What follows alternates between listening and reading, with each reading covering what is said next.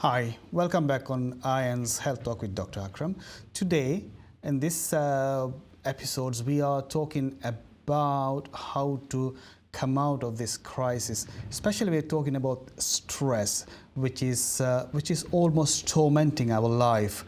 As we have explained in the program, that some people would have lost their jobs, their income, and after all, our big freedom's been gone. And let's see in our discussions and see where we can go from this. And I have another special guest. Before that, I have Dr. Iordache, who has been with us for the first half of the program. And now I'm going to introduce my special guest, her name is Malika. Malika, welcome on the show. Are you there? I want to hear you. Yeah. Okay, hello. Can you tell us what's your name? Hi. What is your name, please? Malika. Malika, how old are you? I'm 5 years old. Are you 5 years old? You look more. When is your birthday? Next Saturday. Next Saturday. Are you going to have a big party? Your friends are coming. You're going to have music, lots of food. Is that right? No. What's happened? Why is that? Why are you not going to have a party? Because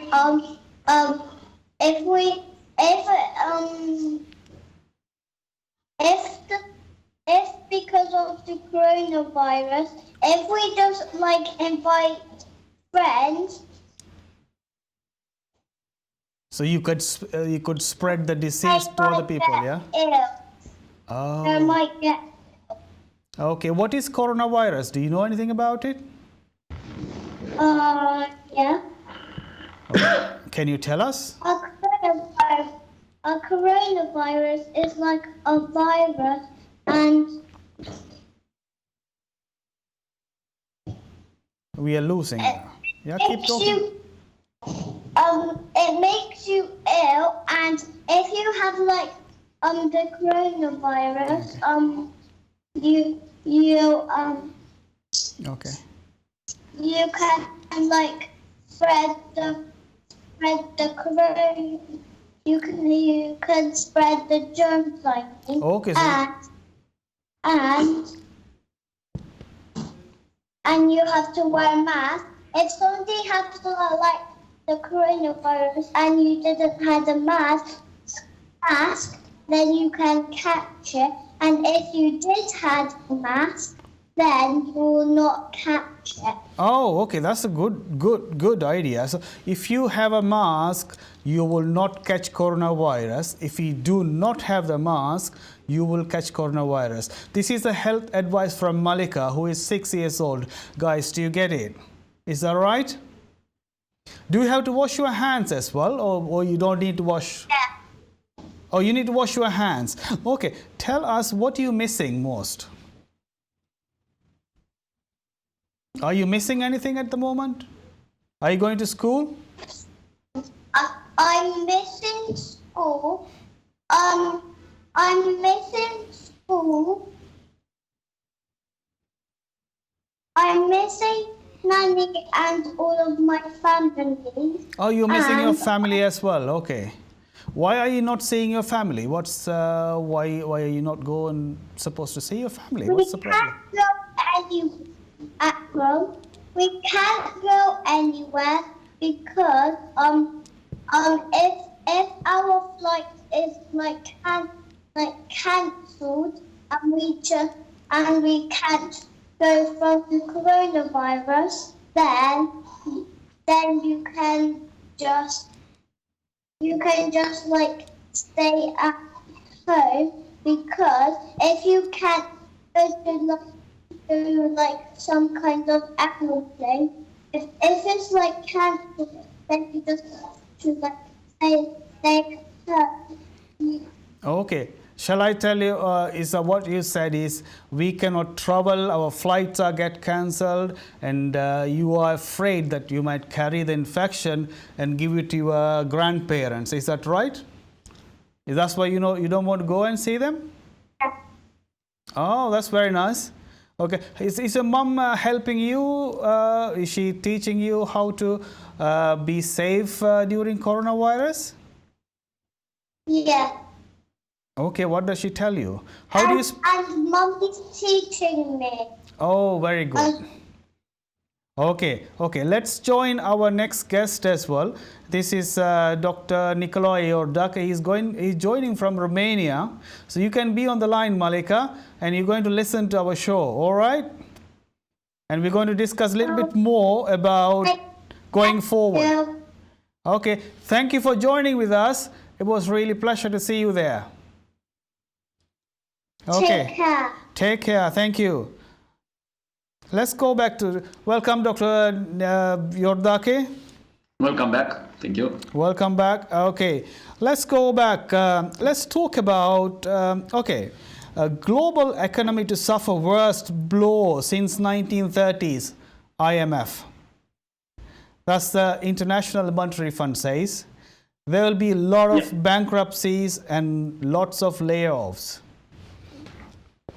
Well, I'm really skeptical about this forecast. Actually, as history shown, nobody can really tell what is going to happen in the future. From time to time, it comes that a guy gets it right, but actually nobody really knows what happens. So therefore, I wouldn't worry very much about people saying one thing or another. This is one.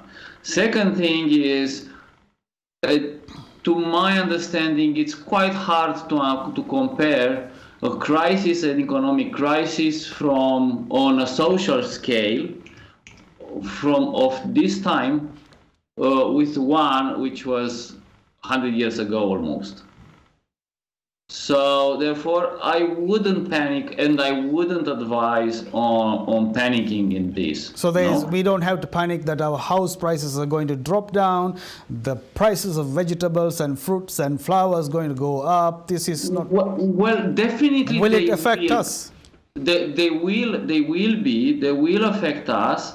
But the comparison with those times, with a lot of suicides in the U.S., United States, and I don't think that would may be the case. So probably if you look at the stagnation of the growth, or maybe decrease of the annual growth, or the inflation or jump in prices, so there will be terms to compare one thing to another. However, people were living in a much worse conditions those times than these times. So right. I mean, 10% or 50, half of decrease in half of their income, or getting products getting twice as expensive, would mean a lot more those times that it might mean these days. Maybe we'll have to learn that we don't need to buy as much as we did before, or maybe we don't need to throw a lot of food, and we may not even need to eat that lot of food. That says a lot. I think what you're trying to say here is that the crisis won't be bad as it was like 60 years ago. Is that right? Yeah. Because definitely. Now the economies are different, and the production is different, and we have more access to food and all these things. And you are telling here that even by reducing our consumption, we will be still all right. Is that right? Actually, reducing consumption will spiral down the economy, but we don't have to look at all these things like this one thing. Obviously there will be, globally, there will be a slowdown. Globally, it will look bad. But if you look, there will be nations who are going to do better, nations who are going to do worse. People who are going to do better, people who are going to do worse. Jobs that are going to perform better and jobs that are going to perform worse. Companies that are going to do better and companies that are going to do worse. So it will be a rearrangement. And that rearrangement may not necessarily be bad for everyone. I mean, even if things may look bad at the beginning, they may turn as a big luck in the future. For example, now if there are a lot of layoffs, people who want to have jobs. Maybe the next jobs that they will not have the same pay as before, and maybe they will have not the same responsibilities. Maybe will have more or different responsibilities. But those new responsibilities, or different responsibilities, acting out of hunger or out of sometimes even need or desperation, would give a lesson. And maybe in 2, 3, 5 years, people will be much better than if they would carry on like this. That's a good point. I think what you're trying to say is it's not going to be like 1960s Dutch famine, but it's going to be something different. We might have to change our normal way of life a little bit, but in 5 years we will be getting back to it. We get used to it. We will go ahead with the life. Is that right? And maybe the life will not gonna be like. I mean, it is not going to. It's not going to be like probably. Probably it's not going to be like. Okay, we cut off these years, and 2025 will look like a pretty nice continuation of year 2019. It will be a different thing for a lot of people. Have we lost? We will adjust the new habits, maybe. We will start to appreciate new things more than the others. We will try to acknowledge that maybe for some of the things we were too greedy or we were too selfish, and we'll be different. And we would love that. Most of us would love that. Now, especially our special abroad holidays, especially people in UK, they spend lots of holidays abroad because that gives them more time to relax, and it just takes them out of this stressful situation where they live with their jobs and everything, their day-to-day life. And that's also one of the part they are missing now because nobody can travel abroad. How will they find it? What do you think? Is there any alternative for them? Is there any way for them to think in a different way to improve their mind? Well, yes, definitely there will be, at least for a period of time, there will be things that you will not be able to do. Things that would give you joy in the past and will make you feel good or build your self-confidence or I don't know what. And you will not be able for various reasons. Either you don't have money, either it's not permitted, or I don't know what. But still, it doesn't mean that the life is over. Definitely, there will be other things, if you search deeply, that will give you the same amount of pleasure or even more pleasure than what you used to do. I mean, I'm sure everyone has done things in the life to a certain point, and they say, well, maybe I waste my time doing those things. Maybe I should have done differently. Or maybe people discover new things and say, why didn't I do this for long? So we before? will find something new which we might like it. We might have to change our life habit. Is that's what we're trying to say? There's another one. There's a quite interesting announcement. This is Trump freezes all U.S. funds for WHO. U.S. contributes by $500 million, which is 15% of WHO's revenue. Trump has been playing a special role in these corona cases. He's been tweeting. He's been sometimes he's been friendly with Chinese. The other time he's telling it's a Chinese virus and all these things. Well, this his move to stop this funding for WHO, how it's going to help us? How is it going to affect us? Unfortunately. Well, I don't know the reasons behind it. I mean, you read reasons about that in media, or you can listen to the reasons, but their reasons today might not be the same as his reasons tomorrow. So we're not really sure why is that. But I think, whatever the reasons are, the moment is bad. Nevertheless, I think some organizations cannot live. Companies cannot live long. Organizations cannot live that long on the same basis. So probably it's a moment in the past of in the life of this organization to rearrange purposes and ways of funding and so on. It can affect many other countries because, maybe without that coordination, maybe healthcare will not be very well observed throughout the globe on one hand, and probably there will be a lot of discussions around the countries. So That's true. there will be one more on their plate Agenda to deal with, in a moment when they already have. What you're trying to say is it's not going to affect us that much. It might affect certain countries, especially maybe poor countries. Who knows how it's been dealt? But look like our national health services or Romanian health services, what is equivalent, but they will survive because I don't think they get fund for their day-to-day management of the COVID or whatever happening at the moment. Is that right? I think there will be losers, but I cannot foresee who are the losers right now. Definitely, poorer countries are usual target for that because, okay, but probably also the humanity will lose as a whole or will benefit as a whole. But unfortunately, this COVID-19 is a global threat. It is spreading around globally. It's no way is one country prevents itself and they could be locked down because it's the infection come from any angle, any side, isn't it? So we have to, isn't it that we have to work together as globally as one country and sort this problem?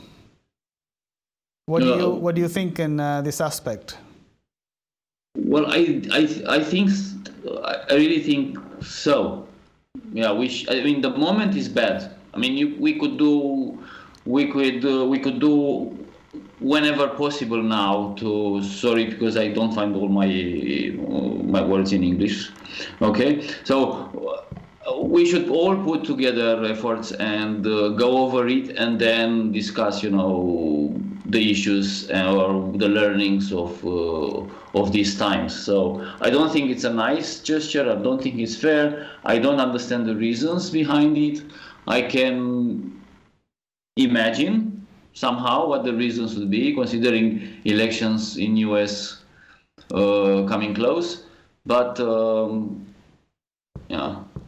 That's why I remember while I was discussing the subject with you a bit earlier, and you were telling that even certain countries doing a goodwill gesture, and they are sending medical equipment to certain countries. It's like India is sending stuff to America, or China is sending stuff to some other countries. Is that right? So, yeah. So it's one way this disease is bringing us together. In the whole world is united in one aspect, at least at this time. I'm somehow in a quite a good position to go through this pandemic, but I'm more interested in what we learn out of it. And we can learn. That's a good point. That's what we've been thinking about. What do you think we're going to learn out of this pandemic? Well, I think we should learn that, and this is important. What the pandemic is teaching us. You are never too powerful or you're always vulnerable to some things. You're not so unvulnerable to anything. There is no a perfect shield that would protect you from anything. So we will have to take care more about this planet, and we That's a will good have point. to take care more about this for Romania. It is an important learning. We will have to wake up in good times to prepare for the bad times, and not to let corruption to rule the country in the degree it used to be. So it's Because we are not prepared. Corruption in the end kills people.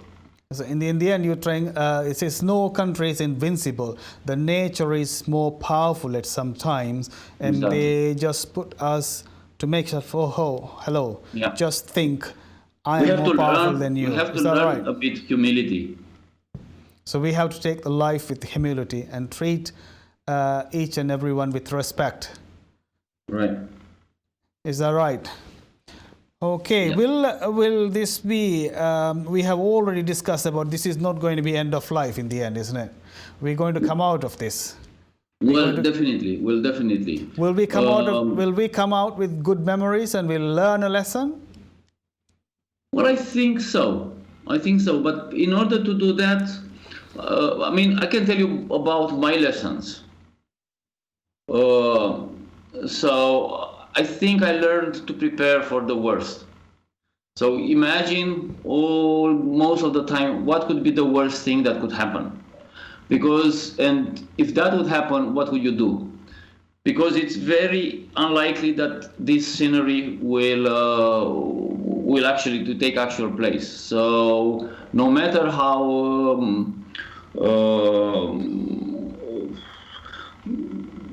bad it will be, probably will not reach that level. So you are in a better position than the worst position you imagine. Then, even if it struck you, you still have a plan, you still have ideas, you were still prepared for that. And I think this is what everyone should do from now on. Think about that. You don't have to think that life is going to be great and beautiful forever, because a lifespan of 100 years or 80 years, it's a lot of time. So something bad will always happen within 80 years of time. So, Dr. Iordache, we are coming almost to the end of our show. Okay. I want to get our special guest, Malika, as well, to ask if she's got something to say for us. okay. Hello, Malika, you're there? I can hear you. Are you there? What are you going to tell us about this coronavirus? What are we going to do now? Okay, it might look like there's a technical difficulty. Okay. There is no sound. Yeah, there's no sound. Okay. Dr. Iordache, I think it was amazing to see you on the show. After all these years, we have done something probably good. Not probably good, definitely good for the society, and hope to see you again at some of the shows. And until then, we'll be in touch. Thank you guys to be with us, and the discussion we had was basically about how to go forward after this crisis. We are facing the crisis. There is no way we can come out of it. The only way we could do is to learn something from this and to live every day as this is the moment you're going to live. Treat everyone around nicely. Treat your families, your friends. Keep in touch with them. Be nice to your family. Be nice to yourself. Treat yourself, and at least it's not going to be bad. If we cannot survive this crisis, we will all have to go there at one time. But the most important thing is, have we lived happily? Have we fulfilled what we have to do? If we have done that, we will be happy. Is thus going to be my message this time. So thank you all for being with us. And next week, we're going to talk more on this issue. And I'm going to bring in a specialist who is a psychiatrist who works in the special field. He's from Midlands, and we will discuss more about what is going to be the medical treatments and the medical aspect of this problem, the stress and everything. So be with us. See you next time in a similar show.